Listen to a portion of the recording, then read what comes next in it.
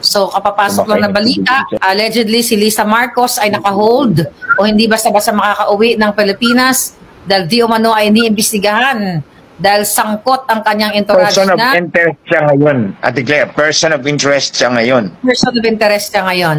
So, ito pa ang sistema, mga kababayan. Allegedly, nung namatay itong taong ito, nataranta ang mga hindi nila alam kung ano gagawin nila kasi hindi nila mako-cover up dito kung ito ay totoo. 7 hours after the death nitong taong ito, tsaka na lang daw nila, di o mano, ni-report sa authority. Kasi hindi nila pwedeng pagtakpan.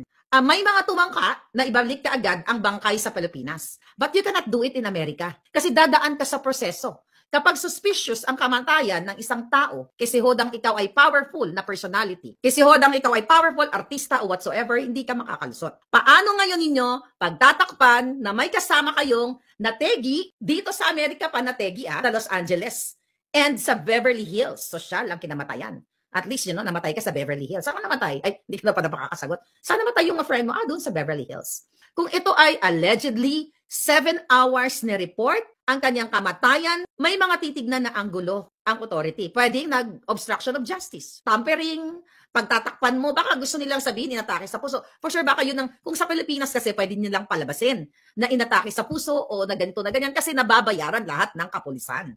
Pero dito sa Amerika, mga palangga, hindi mo pwedeng harangan o hindi mo pwedeng i-cover up yung pagkamatay ng isang tao kasi mananagot ka. Kaya I hope managot si Lisa Tanas dito dahil kasama niya ito.